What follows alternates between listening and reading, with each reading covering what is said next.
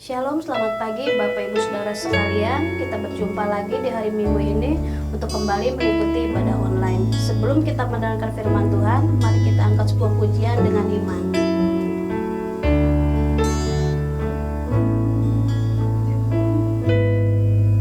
Betapa ajaib kekuatanmu, Kau bebaskanku dari belenggu. Engkau Allah penyelamatku, menjamin hidupku. Kau berikanku hidup yang baru. Betapa besar pertolonganmu, lewati badai yang menerpaku. Engkau selalu bersamaku di dalam setiap waktu. Kau berikanku kekuatan baru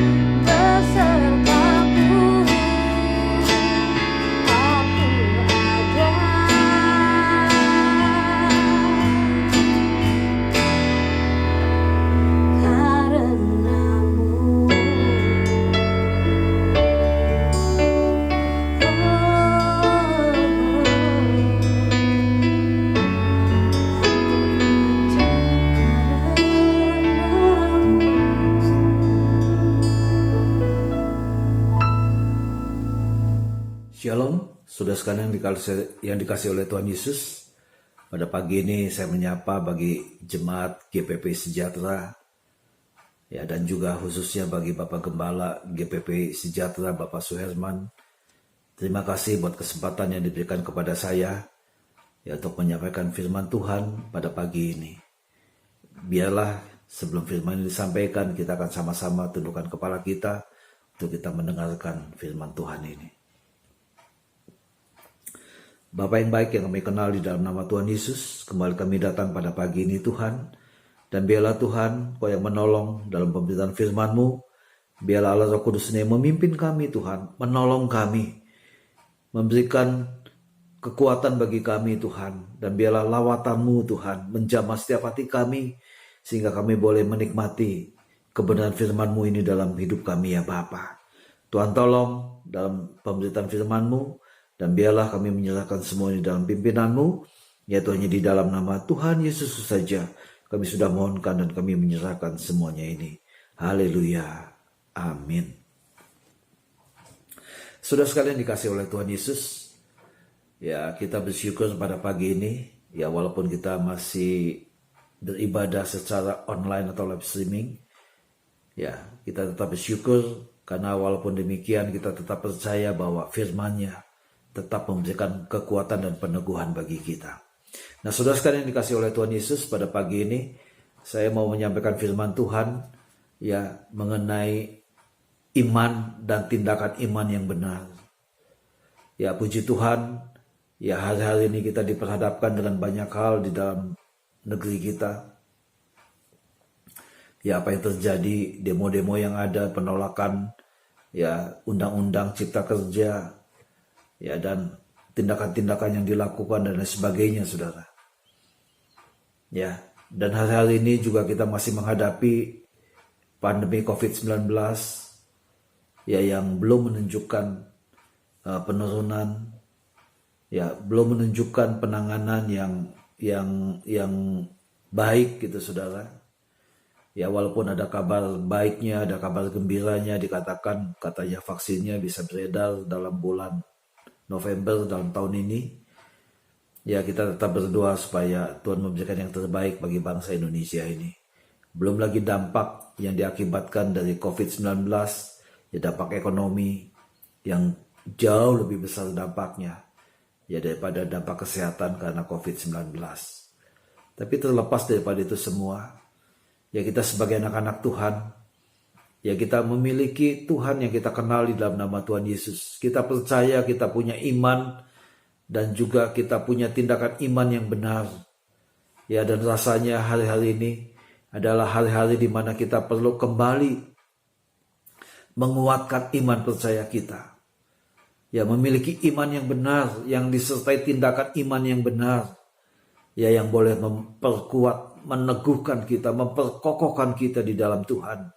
Sehingga apapun yang terjadi yang kita harus hadapi, kita tetap kuat di dalam Tuhan.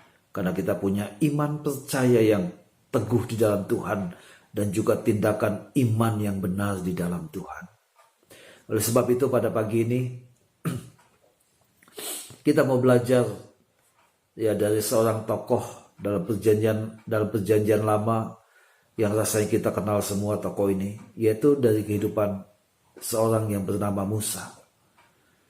Ya, saya tidak akan bercerita terlalu banyak tentang Musa karena kita tahu tokoh ini, ya, bagaimana kehidupannya ketika dia dilahirkan. Dia ada dalam istana kerajaan di Mesir, ya, dengan Firaun pada waktu itu yang menjadi rajanya. Ya, dan kemudian bagaimana dia dididik, dibesarkan, ya, di negeri Mesir pada waktu itu.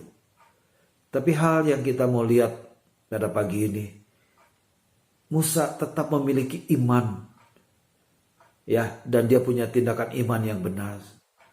Kita akan buka dan saya akan bacakan bagi saudara dalam surat Ibrani pasal yang ke-11. Saya akan bacakan Ibrani pasal yang ke-11 ayat 24 dan ayat yang ke-25. Karena iman, maka Musa setelah dewasa menolak disebut anak putri Firaun. Karena ia lebih suka menderita sengsara dengan umat Allah daripada untuk sementara menikmati kesenangan dari dosa. Saudara sekalian yang dikasih oleh Tuhan Yesus, tindakan iman Musa yang pertama yang kita mau belajar daripada Musa ini adalah tindakan imannya untuk menolak prestise dan kesenangan dunia. Ayat 24 dengan jelas dikatakan, dia menolak disebut anak putri Firaun. Ya, sekali lagi kita tahu bagaimana kehidupan Musa. Musa dididik ya dalam segala hikmat orang Mesir pada waktu itu. Dia menjadi pribadi yang berkuasa dalam perkataan maupun dalam perbuatannya. Tetapi semua bekal ini tidak pernah mengaburkan imannya, tidak pernah mengaburkan matanya terhadap pengharapan serta perjanjian Allah kepada umat Israel ya yang menjadi umat sebangsanya. Ya, kita tahu pada waktu Musa berusia 40 tahun. Ya, pada waktu Musa berusia 40 tahun, ya, keputusannya itu menunjukkan imannya di dalam Tuhan. Ya, karena dikatakan ayat yang ke-24 dikatakan karena iman maka Musa setelah dewasa dia menolak disebut putri Firaun. Nah, saudara sekalian yang dikasih oleh Tuhan Yesus, ya, bagi seseorang yang tidak memiliki apa-apa dalam hidupnya, ya, tidak memiliki apa-apa yang berharga dalam hidupnya, mungkin akan jauh lebih mudah untuk dia meninggalkan semuanya untuk suatu tugas panggilan khusus. Tetapi rasanya sangat dan amatlah sulit ya bagi orang seperti Musa, saudara, yang memiliki segalanya, yang sudah tentu banyak kenikmatan hidup yang telah dialaminya. Ya, tapi kita lihat Musa menolak tindakan iman yang pertama yang menjadi contoh bagi kita. Musa menolak segala prestise dunia, segala apa yang saya katakan kesenangan-kesenangan dunia yang Musa punya pada waktu itu. Ya, dunia memang dengan segala keberadaannya seringkali menghipnotis seseorang sehingga orang terbuai dan terikat di dalamnya. Ya, berapa banyak orang terikat dengan kesenangan dunia, dengan prestise dunia. Ya, bahkan sampai akhir kehidupannya dia tidak lepas ya daripada kesenangan dunia yang dia nikmati dalam kehidupannya. Tapi pada pagi ini kita mau belajar ya, kesenangan dunia dan prestise dunia. Ya, kalau kita punya iman dan tindakan iman yang benar, maka kita belajar untuk menolak semua itu dalam kehidupan kita. Saya katakan, ya, bagaimana Musa yang memiliki itu semua. Tapi dia belajar, memberikan pelajaran bagi kita, menunjukkan kepada kita, dengan iman dan tindakannya, dia menolak semua itu. Sebab itu saya ulangi, saya bacakan ayat yang 24. Karena iman, maka Musa setelah dewasa, dia menolak disebut anak putri Firaun. Dia menolak. Ya, bukan itu sebuah kebanggaan, sebuah prestise kalau dikatakan dia adalah anak putri Firaun. Ya, sebuah kerajaan yang luar biasa jaya dan besarnya pada waktu itu. Tetapi itu ayat yang ke-25 juga menyatakan, tetapi ia lebih suka menderita sengsara dengan umat Allah daripada untuk sementara menikmati kesenangan dari dosa. Ya, tindakan iman yang benar yang ditunjukkan Musa bagi kita. Mari kita belajar dari Musa bahwa dia menolak ya prestise dunia dan kesenangan dunia. Ini yang pertama, saudara. Kemudian kita lihat yang kedua. Ya, ayat yang ke-26 saya bacakan bagi saudara. Ia menganggap penghinaan karena Kristus sebagai kekayaan yang lebih besar daripada semua harta Mesir, sebab pandangannya ia arahkan kepada upah. Tindakan iman Musa yang kedua adalah menolak kekayaan dunia. Sudah perhatikan ayat tadi, ia menganggap penghinaan karena Kristus sebagai kekayaan yang lebih besar daripada semua harta Mesir. Jadi kita lihat Musa menolak kekayaan dunia, saudara. Ya, dengan adanya penemuan galian kuburan salah seorang Firaun Mesir, Tutankhamen, yang kira-kira hidup 100 tahun setelah Musa pada waktu itu. Ya, penemuan itu menunjukkan betapa kaya dan betapa jayanya negeri Mesir pada waktu itu. Dan sebagai manusia biasa, Musa juga bisa tergoda. Pasti tergoda.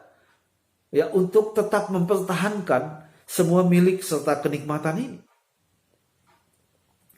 Ya, Musa bisa menikmati kekayaan dunia. Tetapi Musa mengajar kepada kita bahwa dia menolak kekayaan dunia. Ya, karena kita tahu memang kekayaan dunia bukanlah sesuatu yang sifatnya abadi. Ya, seseorang boleh memiliki kekayaan yang luar biasa hebatnya. Ya, tetapi dia harus sadar, ya ketika dia dipanggil pulang, dia akan tinggalkan itu semua. Dan biarlah kalau hari-hari ini Tuhan memberkati kita dengan kekayaan yang mungkin luar biasa dalam hidup kita. Beberapa orang menikmati itu semua dalam hidupnya. Tapi mari belajar supaya apa yang ada kekayaan dunia yang dimiliki itu tidak mengikat dalam kehidupannya. Tapi dia mau belajar seperti apa yang Musa lakukan. Dia menolak kekayaan dunia. Dia memang memiliki kekayaan itu. Tapi bukan kekayaan itu yang menjadi satu-satunya harta yang terbesar dalam hidupnya. Karena Musa mengatakan dia menganggap penghinaan. Ya, karena Kristus sebagai kekayaan yang jauh lebih besar dari sebuah harta Mesir. Ya, sebab apa? Sebab pandangannya diarahkan kepada upah. Nah, saudara sekalian yang dikasih oleh Tuhan Yesus, ya saya katakan sebagai manusia, Musa bisa tergoda. Ya, dengan kesenangan kekayaan yang dia miliki pada waktu itu. Tapi Musa mengajar kepada kita, kekayaan dunia mungkin kita boleh miliki, tapi bukan sesuatu yang mengikat dalam diri kita. Ya, bukan sesuatu yang kita miliki, tetapi sesuatu yang kita gunakan. Ya, sebuah pengajaran yang mengatakan kita bukan pemilik. Ya, tapi kita pengelola. Belajar bahwa apa yang Tuhan berikan kepada kita itu bukan milik kita. Ya, tapi kita mengelola untuk apa yang Tuhan berikan kepada kita. Dan contoh yang kedua yang Musa berikan kepada kita, yang dia mengajarkan kepada kita, belajarlah punya tindakan iman yang benar seperti Musa untuk menolak kekayaan dunia. Nah, hal yang ketiga, yang tindakan iman Musa yang diajarkan kepada kita, dan rasa ini sesuatu yang mungkin hari-hari ini kita hadapi, yaitu tindakan iman Musa untuk menolak tekanan dunia. Ya, ayat yang ke-27 saya bacakan bagi saudara dalam surat Ibrani pasal yang ke-11. Karena iman, maka ia telah meninggalkan Mesir dengan tidak takut akan murka raja. Ia bertahan sama seperti ia melihat apa yang tidak kelihatan. Ya. Musa meninggalkan Mesir pada pertama kalinya karena didorong oleh rasa takutnya kepada Firaun, karena Musa telah membunuh seorang Mesir pada waktu itu. Kedua kalinya ia meninggalkan Mesir, ya, dengan melawan tekanan seorang Firaun yang lain yang bersikeras, ya, mempertahankan Musa dan anak-anak Israel sebagai budaknya pada waktu itu. Nah, kita lihat ancaman ketakutan, ya, tekanan yang membuat takut rasanya tidak pernah absen dalam kehidupan kita. Dalam kehidupan kita, dan juga tidak lepas dari kehidupan kita sebagai anak-anak Tuhan. Ancaman ketakutan yang tidak pernah absen dalam kehidupan kita sebagai anak-anak Tuhan. Kalau kita flashback, kita melihat bagaimana ya Abraham pada waktu kehidupan yang dia jalani dalam kehidupannya, Abraham juga mengalami tekanan dan dia juga mengalami ketakutan pada waktu itu. Dia takut dibunuh oleh Raja Mesir pada waktu itu. Dan selang beberapa tahun kemudian, dia juga takut kepada Raja Filistin. Karena dia punya istri yang cantik pada waktu itu. Sehingga dia harus berbohong, ya, untuk mengatasi ketakutannya itu. Jadi kita lihat ancaman dan tekanan dunia. Bapak orang percaya, Abraham pun, dia juga tidak luput dari ancaman dan tekanan ini. Kemudian kita juga melihat bagaimana Harun, ya kakaknya Musa, juga menjadi takut kepada umat Israel. Karena pada waktu itu Musa berlama-lama ada di Gunung Sinai. Dan umat Israel pada waktu itu mendesak untuk membuat sebuah patung untuk mereka sembah. Dan akhirnya mereka membuat sebuah patung lembu emas pada waktu itu. Tekanan yang dialami Harun pada waktu itu. Ketakutan yang dialami pada waktu itu. Kemudian juga kita mengingat bagaimana 10 daripada 12 pengintai yang diutus Musa ke Kanaan. Juga 10 ini mengalami ketakutan. Ya, mereka melihat fisik secara lahiriah suku bangsa Kanaan itu besar-besar, dikatakan bangsa yang raksasa. Yang akhirnya mereka membawa berita yang negatif tentang negeri itu kepada segenap umat Israel. Sungguh memang saudara, ketakutan adalah tekanan batin yang besar dalam kehidupan kita. Ya, namun saya mau katakan iman yang sejati tidak takut kepada tekanan dunia. Musa meninggalkan Mesir untuk kedua kalinya tidak seorang diri, melainkan dia bersama umat Israel pada waktu itu. Dia memimpin umat Israel keluar dari Mesir. Dan dalam hal ini Musa juga bukan hanya diperhadapkan dengan ketegar-tengkukan hati Firaun pada waktu itu, tapi Musa juga diperhadapkan dengan ketegar-tengkukan umat Israel, umatnya sendiri pada waktu itu.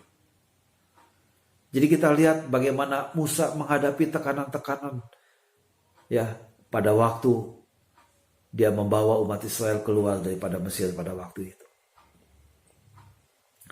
Saudara, hari ini saya tidak tahu apa yang menjadi tekanan dunia dalam hidup kita hari-hari ini. Ya, secara kasat mata, ya saya melihat bagaimana tekanan-tekanan, ketakutan-ketakutan, ancaman-ancaman. Ya, bagi seorang pengusaha dia takut perusahaannya mengalami kepailitan. Ya, bahkan mungkin beberapa orang sudah mengalami kepailitan karena kesulitan secara ekonomi, kesulitan dia berusaha dengan usaha yang dilakukannya. Kesulitan secara keuangan, ancaman akan ketakutan itu semua. Ya, para pekerja mungkin juga mengalami ketakutan. Ya, dan kondisi yang ada bagaimana dia dapat bertahan dalam pekerjaannya. Mungkin beberapa orang sudah mengalami PHK atau dirumahkan. Beberapa orang juga takut dengan ancaman kesehatan karena virus yang dapat tertular di dalam kehidupannya. Ini adalah ancaman-ancaman. Ini adalah tekanan-tekanan dunia bagi kita hari-hari ini. Ya, kalau kita fokus tentang hal itu terus dalam kehidupan kita, kita bisa menjadi lemah, saudara. Kita bisa menjadi takut. Karena fokus kita bukan kepada Tuhan yang besar. Fokus kita kepada masalah yang besar, kepada tekanan yang besar, kepada ancaman yang besar dalam hidup kita. Sebab itu pada pagi ini mari kita belajar memiliki tindakan iman yang benar daripada Musa. Yang ditunjukkan oleh Musa kepada kita.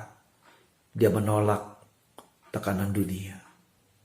Musa mengajar kepada kita supaya kita juga bisa melakukan hal yang sama. Menolak tekanan dunia. Ya, sebab itu mari kita miliki iman dan tindakan iman yang benar. Ya, yang pertama Musa menunjukkan kepada kita, dia menolak prestise dan kesenangan dunia. Yang kedua, iman dan tindakan iman yang benar, dia menolak kekayaan dunia. Dan yang ketiga, yang mungkin hari ini kita hadapi, dia memiliki iman dan tindakan iman yang benar. Musa menolak tekanan dunia. Dan hari-hari ini, kalau kita ada dalam tekanan-tekanan dunia, mari kita belajar memperkuat, memperteguh iman percaya kita. Dan juga kita memiliki iman dengan disertai tindakan iman yang benar. Kita menolak tekanan dunia ini. Mari kita belajar supaya kita tidak ada dalam tekanan ini. Karena kita memiliki Allah yang kita kenal di dalam nama Tuhan Yesus. Allah yang besar. Allah yang mengasihi kita. Allah yang peduli dengan kita. Sebagai ayat terakhir, saya mau sampaikan bagi saudara. dalam kitab Mazmur pasal yang ke-27 ayat yang pertama. Mazmur pasal yang ke-27 ayat yang pertama, demikian firman Tuhan dari Daud. Tuhan adalah terangku dan keselamatanku. Kepada siapakah aku harus takut? Tuhan adalah benteng hidupku. Terhadap siapakah aku harus gemetar? Mari kita belajar. Ya, kita tahu bagaimana pribadi Allah yang kita kenal di dalam nama Tuhan Yesus, yang menjadi terang dalam hidup kita, yang menjadi keselamatan dalam hidup kita, yang menjadi benteng dalam hidup kita. Dan saudara boleh tambahkan hal-hal yang lain, bagaimana dia menjadi sesuatu dalam hidup kita, penyelamat kita, penyembuh kita, kekuatan kita. Nah, kalau kita yakin kita punya iman percaya kita kepada hal-hal yang seperti ini, kepada pribadi Kristus dalam kehidupan kita, maka ayat ini sebetulnya memberikan peneguhan kembali bagi kita. Kalau Tuhan adalah terangku dan keselamatanku, kepada siapa aku harus takut? Yang jangan ada dalam ketakutan, dalam tekanan dunia. Karena kita punya Tuhan yang kita kenal di dalam nama Tuhan Yesus, yang menjadi terang dan keselamatan hidup kita. Jangan biarkan kita mengalami ketakutan seperti itu. Kalau hari ini mungkin Tuhan izinkan kita berada dalam tekanan-tekanan, mungkin dalam perjalanan hidup kita berada dalam lembah-lembah ya yang menyulitkan hidup kita. Tapi pesannya adalah jangan pernah kita takut. Jangan pernah kita takut. Karena Tuhan yang kita kenal di dalam nama Tuhan Yesus adalah terang dan keselamatan hidup kita. Kemudian dia juga adalah benteng hidup kita. Ya, nah kalau dia adalah benteng hidup kita, kepada siapa kita harus gemetar? Jangan biarkan hati kita menjadi gemetar menghadapi persoalan-persoalan yang kita hadapi hari-hari ini. Karena kita punya Tuhan yang membentengi hidup kita. Dan saya percaya perlindungan Tuhan, penyertanya adalah sempurna dalam hidup kita. Sebab itu kita boleh menikmati kehidupan bersama dengan Tuhan yang selalu memberikan peneguhan, kekuatan bagi kita dan memampukan kita ya berjalan di dalam kehidupan kita dalam hari-hari yang kita sudah lewati, hari ini yang akan kita lewati, dan bahkan hari esok dan seterusnya. Dia tetap ada bersama dengan kita. Pesan firman Tuhan pada pagi ini, ya, berteguhlah. Saatnya kita memperkokoh iman percaya kita. Dan iman percaya yang disertai dengan tindakan iman yang benar. Yang kita belajar daripada tindakan iman Musa. Dia menolak prestise dan kesenangan dunia. Dia menolak kekayaan dunia. Dan yang ketiga, dia menolak tekanan dunia. Tuhan memberkati kita semua. Puji Tuhan. Mari kita tundukkan kepala. Terima kasih Tuhan Yesus buat firman yang sudah Tuhan sampaikan bagi kami. Biarlah kebenaran firman-Mu ini Tuhan bukan hanya kami mengerti saja Tuhan, tapi kami boleh belajar melakukan tindakan dengan apa yang kami percaya, dengan iman percaya kami punya. Kami boleh melakukan tindakan-tindakan iman Tuhan seperti apa yang sudah dicontohkan oleh Musa. Dan biarlah Tuhan Allah Roh Kudus memberikan ingatan bagi kami. Firman yang boleh tertanam dalam hati kami Tuhan. Sehingga kami boleh muncul menjadi pemenang seperti apa yang dilakukan Musa. Tuhan, dia boleh keluar.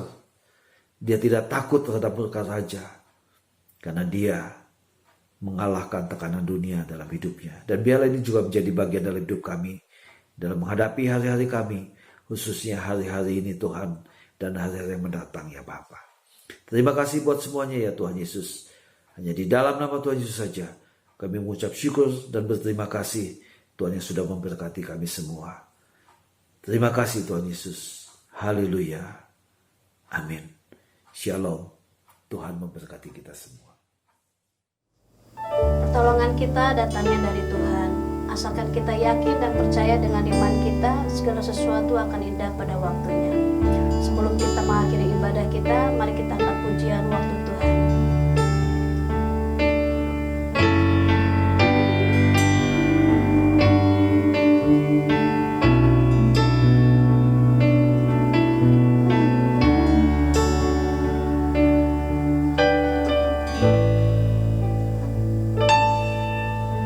Waktu Tuhan bukan waktu kita.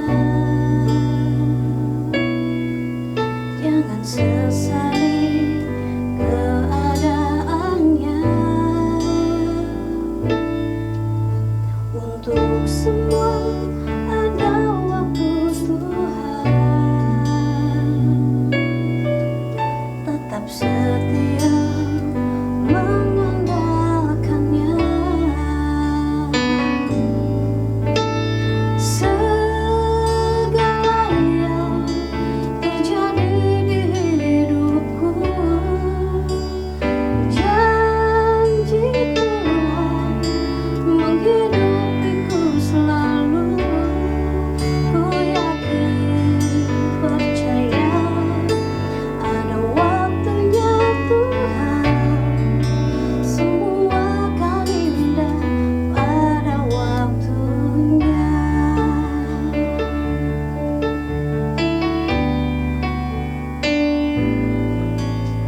Waktu Tuhan bukan waktu kita. Jangan sesali keadaannya. Untuk semua ada waktu Tuhan. Tetap setia mengandalkannya. Segala yang terjadi di hidupku, janji Tuhan menghidupiku selalu. Ku yakin percaya ada waktunya Tuhan. Semua akan indah pada waktunya. Segala yang terjadi di hidupku, janji Tuhan menghidupiku selalu. Ku yakin percaya ada waktunya Tuhan. Semua akan indah pada waktunya. Segala yang terjadi di hidupku, janji Tuhan menghidupiku selalu. Ku yakin percaya ada waktunya Tuhan. Semua akan indah pada waktunya. Ku yakin percaya ada waktunya Tuhan. Semua akan indah pada waktunya. Ku yakin percaya ada waktunya Tuhan. Semua akan indah pada waktunya.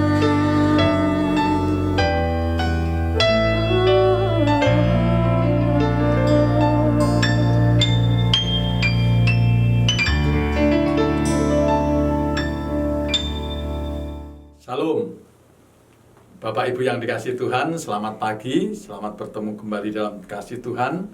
Kita sudah menerima firman Tuhan pagi hari ini yang disampaikan oleh Bapak Dr. Andes Siman Sunarto, di mana kita harus mempunyai iman yang sejati seperti Musa, di mana dia rela meninggalkan putri Firaun, tidak mau disebut anak putri Firaun demi bangsanya. Ya. Kita anak-anak Tuhan harus ambil positif, ya, harus positif, mempunyai iman yang positif seperti Musa, ya. Biasa karyawan atau pengusaha, ya, anak-anak Tuhan bisa diiming-imingin. Kalau saya waktu jadi masih dinas, diiming-imingin mau pindah nanti mendapat jabatan, ya, dipromosikan asal pindah. Nah, tetapi saya mempunyai iman yang kuat, lebih baik ikut Yesus walaupun tidak naik jabatan, walaupun tetap menjadi karyawan biasa, tetapi punya Yesus, iman yang sejati. Amin. Nah, mari kita saat berdoa mengucap syukur kepada Tuhan buat firman-Nya. Bapa di dalam surga, Bapa yang kami kenal, kami sapa di dalam Tuhan Yesus Kristus, kami mengucap syukur dan terima kasih buat firman-Mu pada pagi hari ini. Tuhan, berkati hamba-Mu Bapak Dr. Andes Siman Sunarto yang sudah menyampaikan kebenaran firman-Mu. Biar firman-Mu boleh berakar, bertumbuh dan berbuah-buah bagi seluruh saudara-saudara sekalian jemaat Tuhan GPP Sejahtera dan siapa saja yang boleh mengikuti ibadah online pagi hari ini. Terima kasih Tuhan, terima kasih. Kami percaya iman kami akan berakar, bertumbuh di dalam Engkau, iman yang sejati, iman yang positif, iman yang percaya hanya kepada Yesus Kristus saja sebagai Tuhan dan Juru Selamat. Walaupun situasi saat ini memanas, virus corona masih belum tahu kapan berhentinya, tetapi kami tidak akan mundur, kami tidak akan lemah.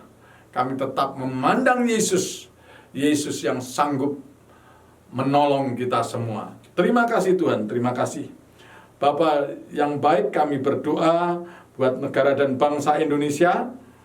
Kami berdoa khususnya buat Undang-Undang Cipta Kerja, yaitu Omnibus Law. Saat ini kita berdoa supaya menjadi jelas dan tidak menimbulkan kesalahpahaman. Roda ekonomi Indonesia pulih dan bertumbuh dengan baik dan investasi meningkat. Tuhan Yesus, kami juga berdoa buat pemerintah pusat dan daerah supaya berkoordinasi dan bekerja sama dengan baik agar rencana pemerintah pusat dan dapat dilaksanakan tepat sasaran sehingga pemulihan dan transformasi terjadi. Tuhan, bukakan sumber-sumber kekayaan baru untuk kesejahteraan rakyat.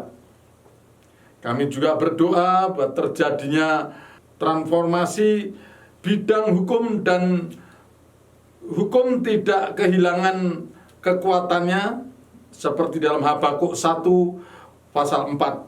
Kami berdoa semua pihak-pihak yang terkait dengan bidang hukum agar hidup dalam kejujuran dan takut akan Tuhan. Kami juga berdoa untuk keselamatan dan kedamaian di Indonesia. Indonesia dipulihkan dari setiap rencana dan rancangan jahat yang ingin membuat kekacauan, kerusuhan dan disintegrasi bangsa. Tuhan berikan damai sejahtera dan kasih untuk mengalahkan ketakutan bagi Indonesia. Keadaan bangsa Indonesia saat ini seperti kondisi yang ada di dalam kitab Habakuk pasal 1, maka Habakuk pasal 2 menjadi beban doa kita. Gereja dan umat Tuhan untuk terus-menerus berjaga dalam doa, memiliki iman yang sejati dan tidak goyah seperti Musa, sabar dalam mengharapkan, mendengar dan memahami suara Tuhan bagi umatnya, percaya bahwa Tuhan tetap pegang kendali dalam segala sesuatu dan musuh pasti dikalahkan. Tuhan, kami juga berdoa untuk di mana dokter dan para medis sebagai garda depan yang terus berjuang untuk menolong para penderita COVID-19. Tuhan tambahkan bilangan kesembuhan para penderita. Tuhan tutup bungkus dengan kuasa darah-Mu para dokter dan para medis sehingga tidak tertular oleh virus corona ini. Berikan kekuatan dan semangat dalam menjalankan tugas. Tuhan berkati juga TNI dan Polri dan seluruh keamanan di Indonesia supaya bisa tetap berjaga-jaga sebagai benteng negara untuk melindungi rakyat Indonesia supaya Indonesia tetap aman dan damai. Dan kami percaya Tuhan juga mengirimkan malaikat-malaikat surga berpasukan untuk menjaga, melindungi anak-anak Tuhan.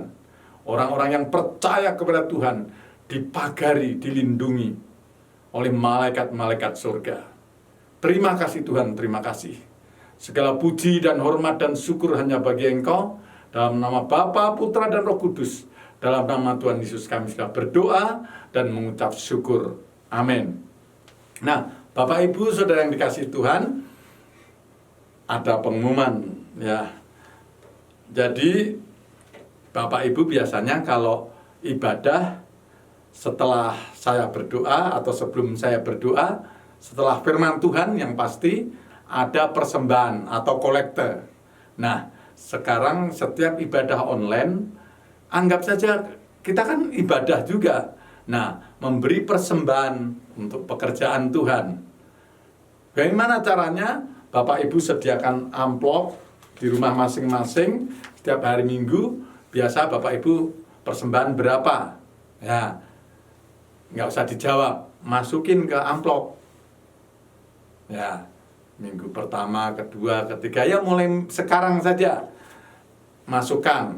Ya, atau punya ceng-celeng, ya seperti ini, umpama ini ceng-celengnya, ya masukin uang Bapak Ibu Saudara ke ceng-celeng, celengan, ya yang bisa dibuka dengan mudah, nggak usah dipecah. Nanti kalau sudah waktunya boleh ditransfer atau ya bagaimana caranya disampaikan ke gereja. Kan ada itu nomor AC-nya Ibu Selvi, Ibu Lanlan ada ya di ibadah online itu ada. Nah, boleh ya berapa saja yang sudah masuk. Memang kami sudah menerima beberapa Bapak Ibu Saudara, baik persembahan kolekte maupun perpuluhan maupun persembahan syukur ya. Biasanya juga Bapak Yandi sering umumkan ada itu di warta jemaat ya. Jadi Bapak Ibu, kami menggugah hati Bapak Ibu Saudara untuk setiap hari Minggu setelah ibadah kita memberikan persembahan untuk pekerjaan Tuhan. Dan jangan lupa sebentar lagi sudah Desember, kita akan juga ada Natal ya, ada Natal, tapi ya Natalnya Natal online ya itu, tapi tetap itu memerlukan dana ya. Tetapi saya yakin dan percaya Tuhan Yesus mengadakan. Sebentar kita akan menerima doa berkat dari Bapak Pendeta Herman ya.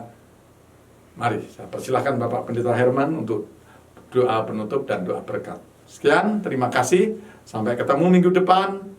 Salam. Saudara-saudara, mari kita bangkit berdiri. Kita akan mengangkat tangan kita akan berdoa. Tuhan memberkati engkau dan melindungi engkau. Tuhan menyinari engkau dengan wajahnya dan memberi engkau kasih karunia. Tuhan menghadapkan wajahnya kepadamu dan memberi engkau damai sejahtera. Terimalah segala berkat terbaik yang sudah Bapa sediakan bagimu. Kasih karunia daripada Tuhan Yesus Kristus dan persekutuan dengan Roh Kudus senantiasa menyertai kami sekalian mulai pagi hari ini sampai Maranatha Tuhan Yesus datang kembali. Di dalam nama Tuhan Yesus Kristus kami mengucap syukur dan berdoa padamu. Amin.